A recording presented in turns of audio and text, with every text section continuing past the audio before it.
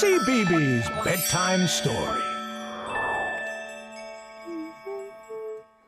And now I just need my pink crayon. Where's my pink crayon? Oh, hello. I'm Angellica. Have you seen my pink crayon? I think I've lost it. You haven't? Oh. Well, I'll look for it in a minute because right now it's time for me to read you a bedtime story. Are you ready? The story is called Milo and the Moon Kangaroo and it's by Dan Taylor. It was way past bedtime and an imaginative Milo Montgomery was busy doodling instead of sleeping. He was just about to colour in a dinosaur attacking a skyscraper when... Oh no! He noticed that his favourite green crayon was missing. Milo thought hard about where it could be. Then he remembered. That afternoon he'd been using his crayons in the garden. Milo rushed to his bedroom window and peered into the garden below. There, glistening in the moonlight, was a green crayon trail. Milo raced downstairs. He followed the trail along the garden path, through the garden gate, down Mortimer Street, through the park and straight into a jungle. "Have you seen my favourite green crayon?" asked Milo as he swung through the vines with a bunch of mischievous monkeys. But nobody had. So Milo swung higher and higher, right onto a pirate ship. Carefully, Milo climbed down the rope ladder and came face to face with Captain Whiskers and his crew of pirate kittens. "Have you seen my favourite green crayon?" asked Milo as they bobbed over the waves searching for treasure. But nobody had.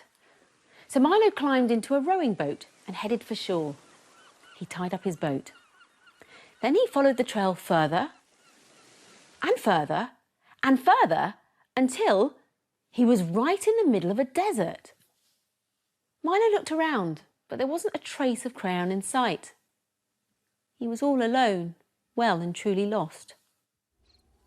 With tears in his eyes, Milo looked up into the night sky, and there, to his amazement, was the trail.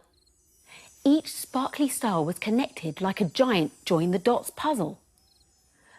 "But I'll never get up there," sighed Milo sadly. "Don't be so sure about that," said a voice. Milo turned around and out of nowhere a rocket had appeared. "Come on, jump in," called the pilot. Milo couldn't believe his eyes. He hurried inside and fastened his seatbelt. 3, 2, 1, blast off! Suddenly, Milo was zooming through clouds and space dust past stars and planets all the way to the moon.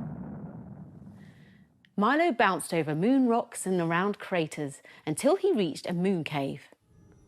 And that was when he spotted the crayon trail culprit.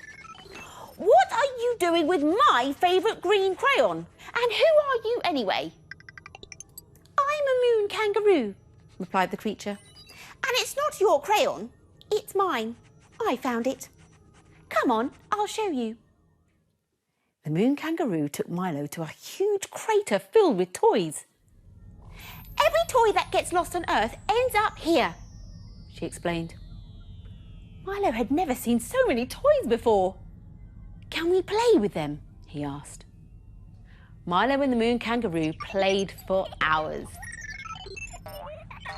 They doodled and coloured using Milo's crayons. And they became the best of friends. But before long, it was time for Milo to go home. "Can I have my green crayon back now?" he asked.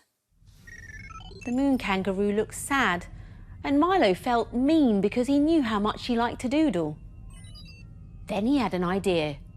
"You can have my pink crayon instead." The moon kangaroo bounced with happiness. Pink was her favourite colour. Sadly, Milo said goodbye to his new friend. Then he followed the trail all the way home. Later that night, Milo awoke in his cosy bed. It must have all been a dream, he smiled.